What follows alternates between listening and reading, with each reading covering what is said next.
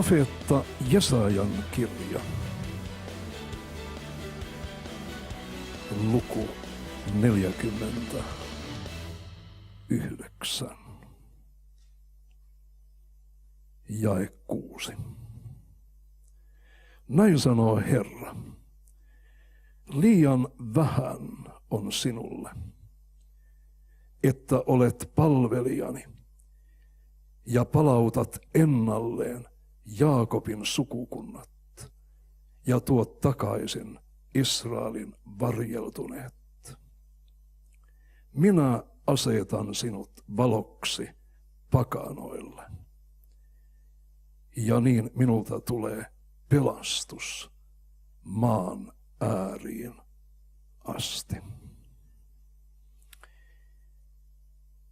Monien vuosien ajan Raamatun profeetioita käsitellessäni minulta kysyttiin, onko Suomi mainittu Raamatun ennustuksessa. Vastasin niin kuin varmasti useimmat suomalaiset julistajat ovat vastanneet ja edelleenkin vastaavat. Kyllä, meidät mainitaan siellä, missä puhutaan yleisesti pakanakansoista. Sitten tapahtui, että Jerusalemissa ollessani Hehal Salomon päärabbinaatin rakennuksessa Jerusalemin sydämessä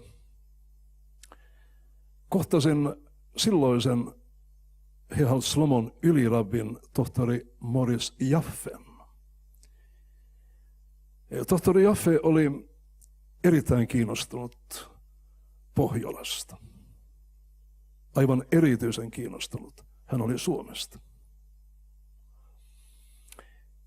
Hän kysyi minulta, olenko minä Raamattua lukiessa tullut tutkineeksi, mitä tarkoittaa siellä ja täällä profeettain kirjoituksessa esiintyvä ilmaisu maan ääret. Olin toki lukenut ja kuvittelin, että jos kartan levittää tuohon eteensä aivan tuollaisen levitetyn pallokartan, niin Jerusalemista katsoen siellä, täällä ja tuolla maa loppuu ja meri alkaa.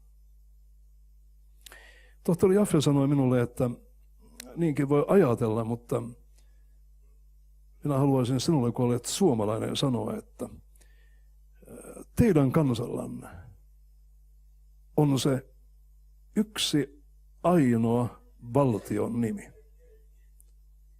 joka kytkeytyy suoraan tähän ilmaisuun. Maan ääret, maan loppu. En ollenkaan ymmärtänyt, mitä oppinut valkohapsinen juutalainen rabbi halusi sanoa. Olin hiljaa, kuuntelin. Ja hän sanoi, katsos, teidän valtionne nimi, se on Finland. Kaikilla kulttuurikielillä tämä on valtionne nimi. Ja Fin tarkoittaa loppua ja land, se tarkoittaa maata.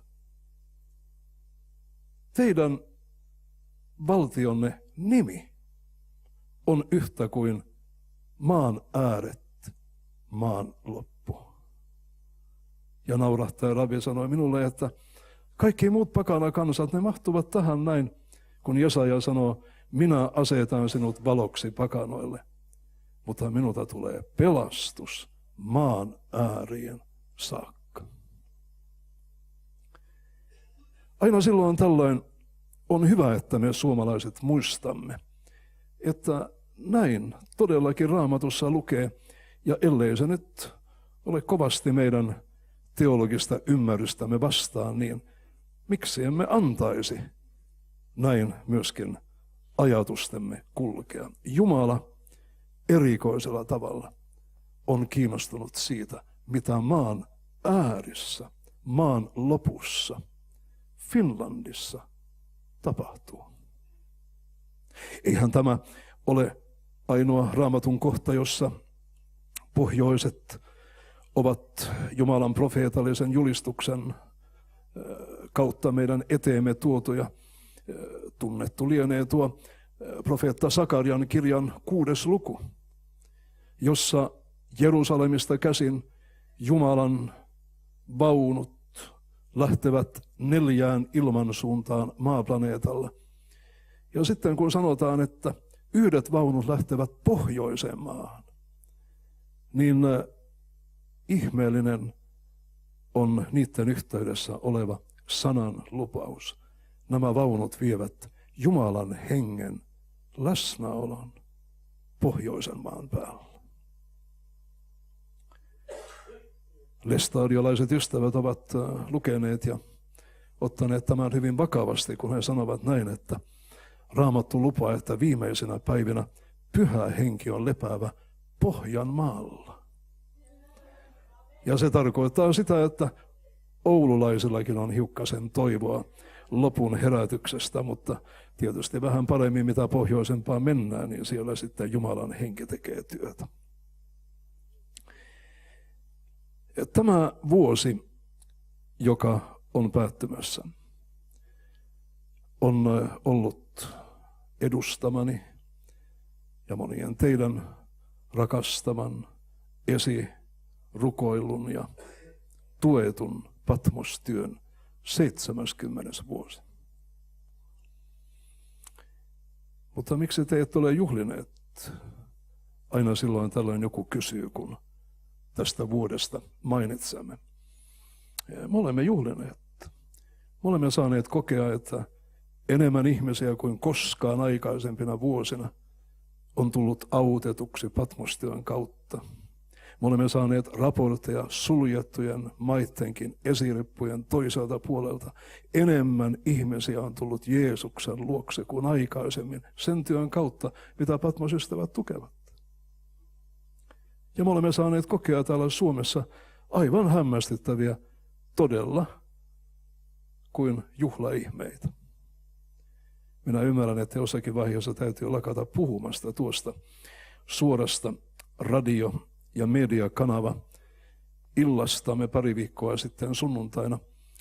Mutta kyllä se nyt vielä kerran ansaitsee tulla mainituksi.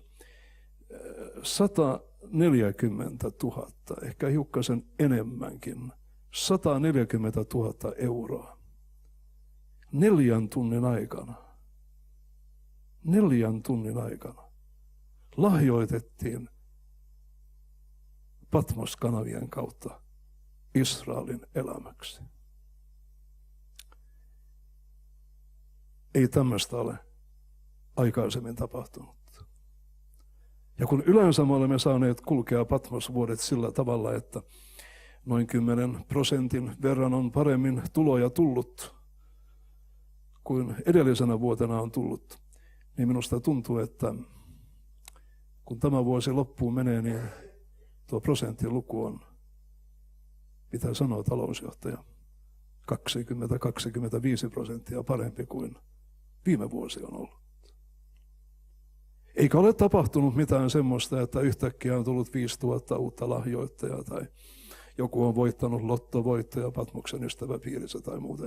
Ei suinkaan. Mutta me olemme opettaneet vuosikymmenestä toiseen. Jumalan tahtova mennä talousliittoon omiensa kanssa. Ja kun me pistämme Jumalan ensimmäiseksi, myös talouselämämme alueella, niin Jumala ei unohda. Jumala ei jätä. Itsensä tähden Jumala jopa siunaa meitä. Ja silloin me olemme sellaisessa ihanassa kierteessä mukana, jossa kun meitä siunataan ja me tiedämme, että kaikki on lahjaa ylhäältä, niin silloin me tahdomme siunata toisiakin. Ja kun me siunaamme toisia, me olemme samalla antaneet Jumalalle. ja kierre jatkuu.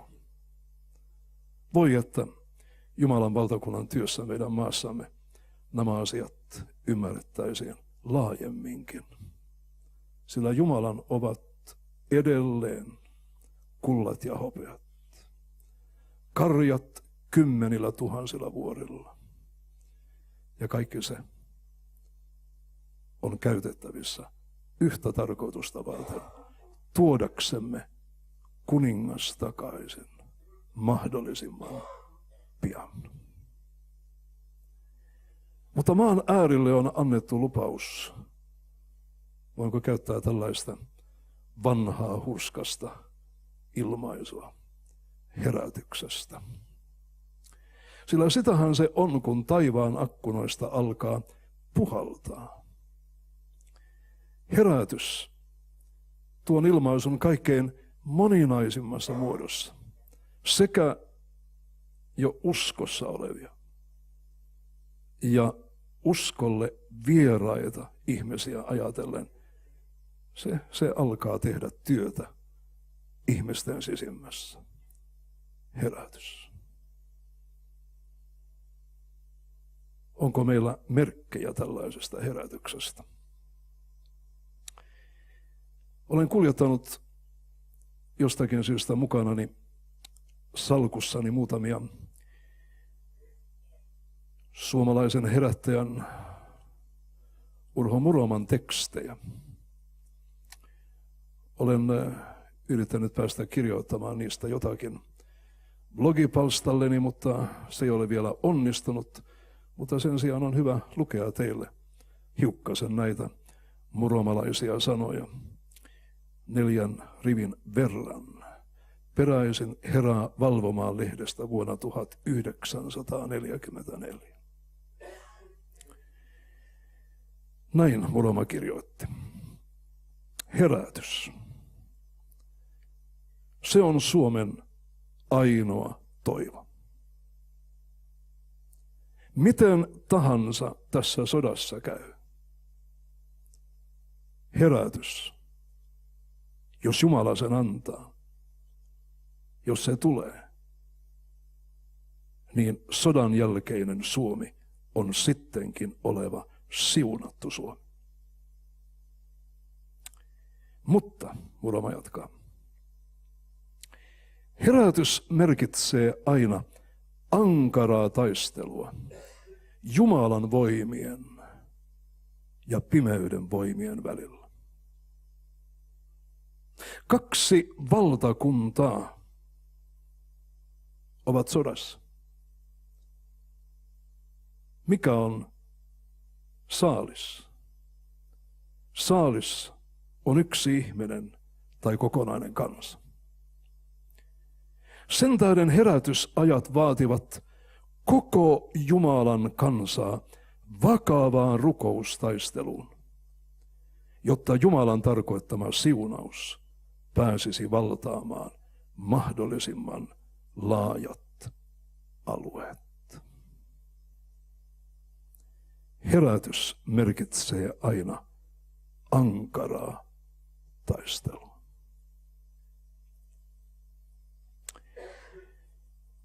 Juuri tänä itsenäisyyspäivänä ja näinä aikoina, mitä me Suomen niemellä elämme, on mahdollista ajatella 1, 2 tai 3 esimerkkiä tästä taistelusta. Ennen kuin otan lyhyesti nämä esimerkit esille, minun kädessäni on norjalaisen Dagen-lehden artikkeli. Dagen on kristillinen sanomalehti Norjassa. Päivätty 5. päivänä tammikuuta 2012. Lehden toimittaja Per Hakonsen on saanut käsiinsä niin sanottujen Maria-sisarten kiertokirjan. Kirja on kirjoitettu lähinnä norjalaisia liikkeen ystäviä ajatellen. Tässä kirjeessä kirjoittaja lainaa Norjassa vuonna 2004 vierailleen David Wilkersonin puhetta. Toimittaja Haakonsen toteaa, että jostakin syystä tuo puhe juuri siltä osin, mitä Maria-sisaret käsittelevät, on jäänyt Norjassa kuin huomion ulkopuolelle. Mutta tässä on lainaus, sanatarkka lainaus äänitteeltä. Näin puhui Wilkerson vuonna 2004. Norjan kansa on saanut enemmän aineellista siunausta kuin yksikään Pohjolan kansa. Ennen tätä aineellista siunausta Norjan kansa on saanut aaltoina suuria, herättäviä siunauksia taivaasta. Tämä meren alainen öljylöytö teki Norjasta lyhyessä ajassa Euroopan taloudellisesti itsenäisimmän valtion. Minulle on sanottu, Wilkerson siis puhuu näin vuonna 2004 Norjassa, minulle on sanottu, että Norjalla ei ole enää yhtään valtion velkaa. Ja öljypääoma talletettuna Norjan kansan tulevaisuutta varten merkitsee sitä, että tässä maassa kansalaisilla on edessä ajat, jolloin juuri mistään ei tarvitse maksaa, paitsi siitä, jonka ostaa omaksi aineelliseksi omaisuudeksi. Terveydenhuolto, koulutus, yliopisto, tohtorin väitöskirjaa myöten, kaikki on ilmaista. Eikä vain ilmaista, vaan tälle kansalle maksetaan siitä, että he ottavat vastaan ilmaista lahjaa. Sitten Wilkersonin sanoma muuttuu. Mutta minä sanon teille norjalaiset, näin sanoo Herra. Muutaman vuoden sisällä tulee tapahtumaan jotakin sellaista, joka murskaa teidän kansallisen ylpeytenne, turvallisuuden tuntonne ja ajaa ei vain kristityt, mutta koko kansan polville Jumalan eteen. Tuomio on tulossa. Tuomio, jonka kaltaista Pohjolassa ei ole tämän sukupolven aikana koettu. Miksi Jumala antaa sen tulla? 2 syystä. Ensiksikin siitä syystä, että te olette norjalaiset lakanneet käsittämästä, että mikään ei tule ilmaiseksi. On tehtävä parannus.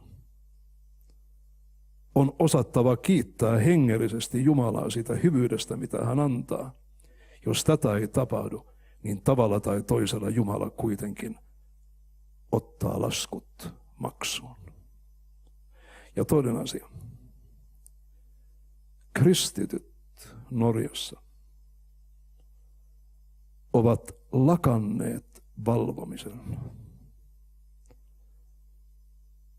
Seurakunta Norjassa on nukahtava seurakunta.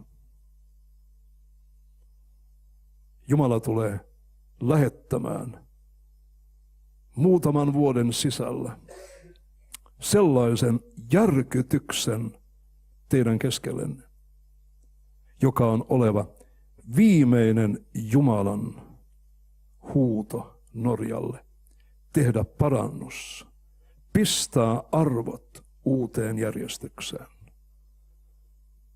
Muutoin siunaus ohittaa teidät.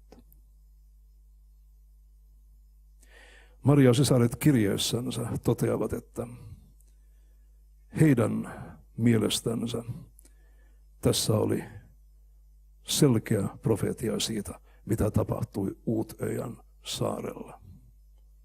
Muistatte tämän järkyttävän murhenäytelmän.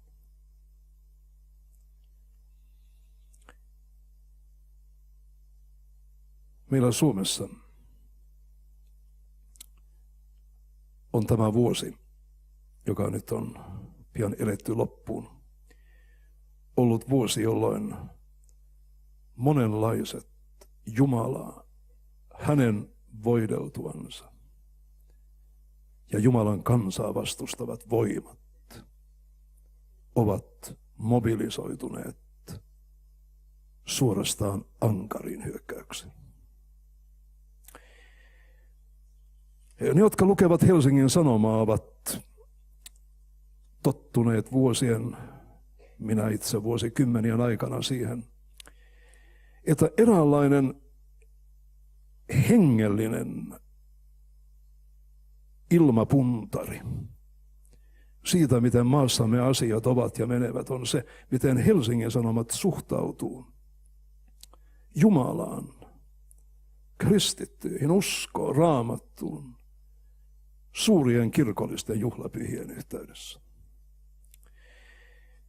Linja on koventunut erikoisesti viimeisen 10 vuoden aikana.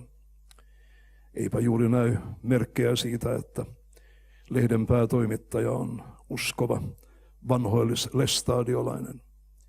Kun ottaa käteensä adventtisunnuntain Helsingin Sanomien kulttuuriosaston 1 sivun, jossa lähes sivun mittainen otsikko on tällainen: ateisti huutaa, mystikko vastaa.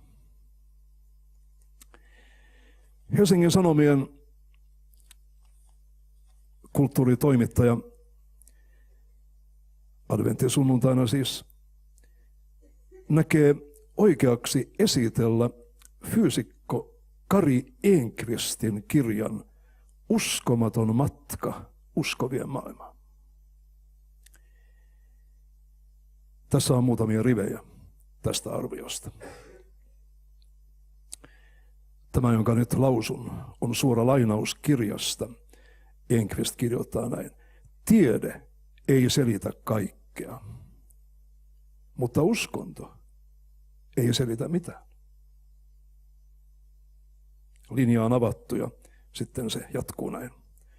Uskonnottomalle ei Raamattuun balsamoitu Jumala ole pohtimisen arvoinen. Raamattu on vain kirja, kuten Kalevalakin. Tai se on ajan ränsistämä tekstimassa kuin harmaa lato lakeudella. Raamattu ei sano mitään. Ihmiset vain tulkitsevat sitä ja keksivät itse juttuja, mutta Raamatussa ei ole mitään lukemisen ja ajatuksen aihetta.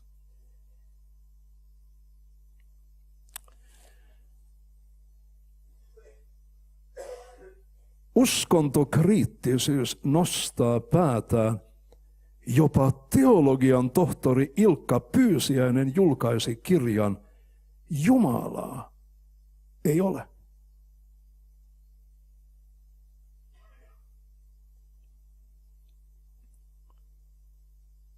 Uskovat eivät ansaitse kunniaa uskon takia, sillä usko on vain luulotautia. Eikä Raamattuun viittailemalla pääse enää ajattelijoiden klubiin.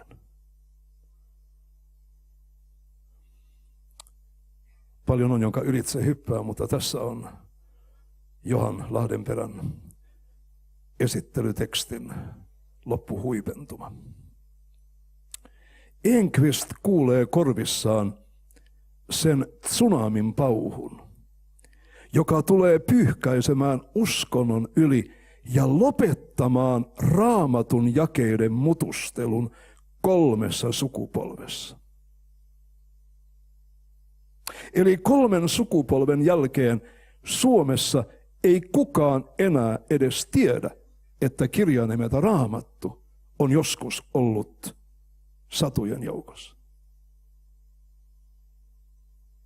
Suuntaa siihen näyttää Ruotsi. Siis 3 sukupolvea.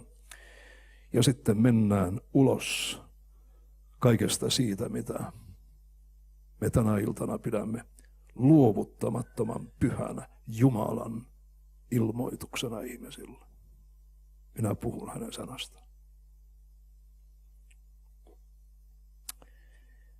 Enqvist ja hänen tekstinsä esittelijä mainitsi Ruotsin. Tässä minun käteeni nousee nyt ruotsalainen kristillinen päivälehti Dagen, päiväys 30. marraskuuta 2012, siis perjantai ennen adventtia. Tämä on erikoinen lehti. Miksi niin? Siitä syystä, että koskaan aikaisemmin, ja minä olen ollut tämän lehden lukija useamman 10 vuoden ajan, koskaan aikaisemmin tämä lehti ei ole vetäissyt etusivulle yhtä ainoata tekstimassaa. Ja sitten tuon tekstimassan oikeassa alareunassa todennut, että sinun täytyy kirjoittaa nimesi haasteeseen Ruotsin yhteiskunnalle, hallitukselle, koululaitokselle, kirkolle. Pistä nimesi pääkirjoitussivun oikealla puolella olevan nimilista. Sinä sanot, mutta kerro nyt jo mikä on tämä asia. Minä kerron sen sinulle. Asia on se, että Ruotsissa on tänä syksynä päätetty, että kun perinteisesti koulut vievät oppilaansa kirkkoon ensimmäisenä adventtisunnuntaina ja saavat sitten lyhentää tuon ajan arkisesta kouluohjelmasta sekä opettajien että oppilaiden kohdalla, niin yhtäkkiä on tullut määräys. Tänä adventtina näissä Jumalan palveluksissa kohta 1 ei saa mainita Jumalaa. Luonnollisesti ei saa mainita Jeesusta eikä Pyhää Henkeä. Näissä Jumalan palveluksissa ei saa rukoilla, eikä niissä saa toivottaa Jumalan siunausta liittäen se hyvän joulun toivotukseen. No mitä sitten kirkossa voi tehdä? Dagen-lehden etusivu alkaa näin. En kyrka utan Gud är otänkbar. Kirkko ilman Jumalaa. Sellaista ei voi kuvitella.